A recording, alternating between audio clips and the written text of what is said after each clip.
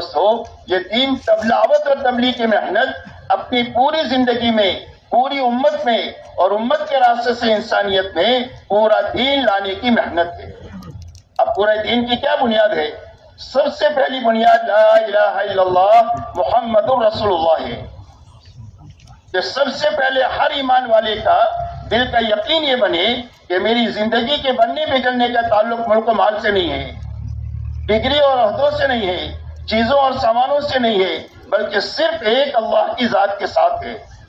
اللہ ہی زندگی کے بنانے والے ہیں اور اللہ ہی زندگیوں کے اجاڑنے والے ہیں۔ بنانا بھی اللہ ہی کا کام ہے، اجاڑنا بھی اللہ ہی کا کام ہے۔ زندگی اللہ ہی دیتے ہیں، موت اللہ ہی دیتے ہیں۔ اس کے بیچ میں زندگی جو بنے گی وہ اللہ کے بنانے سے بنے گی، اجڑے گی اللہ کے اجاڑنے سے اجڑے گی۔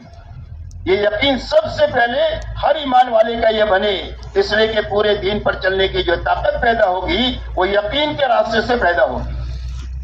دوسری بات میرے دوستو یہ ہے کہ ہر ایمان والے کا یقین یہ بنے کہ اللہ کے یا زندگی کے بنانے کا انداز نظام نہیں ہے کہ اس کی بنا دیا، اس کی اجاڑ دیا، بلکہ زندگی کے بنانے کا ایک ہی ضابطہ ہے اور وہ صرف محمد رسول اللہ ہے۔ کہ اللہ کس کی زندگی بنائیں گے؟ فرمایا جو محمدی بن کر جیے گا، سر کے بالوں سے لے کر پیر کے ناخن تک، اور جوتا پہننے سے لے کر نماز تک، اور شادی بیاہ سے لے کر حکومت کرنے تک، اپنی زندگی کے ہر حرکت و سکون میں جو محمدی بن کر کے جیے گا اور محمدی بن کر کے مرے گا، اللہ اس کی زندگی کو بنا دیں گے۔ جھوپڑے میں ہے تو جھوپڑے میں بنا دیں گے، محل میں ہے تو محل میں بنا دیں گے۔ زندگی کے بنانے کا ایک ہی ضابطہ ہے اور وہ صرف محمد رسول اللہ ہے۔ اس لیے میرے دوستو، دعوت اور تبلیغ کی محنت اس بات کی ہے کہ ہر ایمان والے کا سب سے پہلے یقین بنے، اتباع زندگی میں حضور صلی اللہ علیہ وسلم کا آ جائے، کامل ایمان آ جائے، جس کے راستے سے حضور صلی اللہ علیہ وسلم کی کامل اتباع زندگی میں آ جائے۔ اسی کا نام ایمان ہے، اسی کا نام ہدایت ہے۔ یہ سب سے پہلی بنیاد ہے جو دعوت اور تبلیغ کے ذریعے سے چاہا جا رہا ہے۔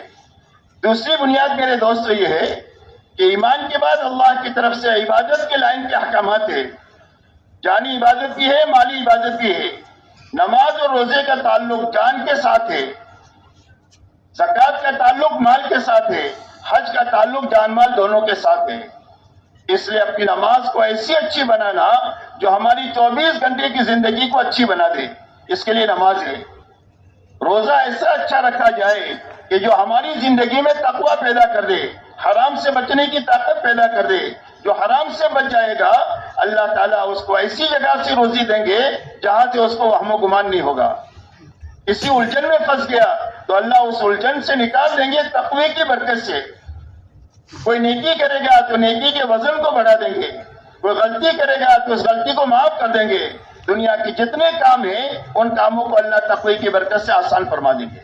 فرمایا تقوی پیدا ہوگا روزہ اچھا رکھنے کے نتیجے میں، یہ غرض ہے۔ اس لیے اپنی عبادت کی لائن اچھی سے اچھی بنانا، جانی عبادت کو۔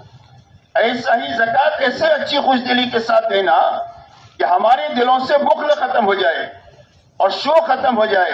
اس لیے کہ بخل جہنم کا درخت ہے اور سخاوت جنت کا درخت ہے۔ حج ایسا سیکھ کر اچھی طرح کیا جائے کہ جس کے راستے سے پوری زندگی کامل اطاعت پر آ جائے۔ اطاعت سکھانے کے لیے حج ہے۔ اس لیے اپنی عبادت کی لائن کو اچھے سے اچھی بناتے ہوئے پوری امت عبادت پر آ جائے۔ اس لیے کہ حضور صلی اللہ علیہ وسلم کے زمانے میں یہ کام دین کا یہ رخ نہیں تھا جو اس وقت میں ہے کہ کچھ لوگ نماز پڑھے، کچھ لوگ روزہ رکھے، کچھ لوگ حج کرے، کچھ لوگ زکوٰۃ کرے، بلکہ ہر عبادت ہر فرد امت میں پوری زندہ تھی۔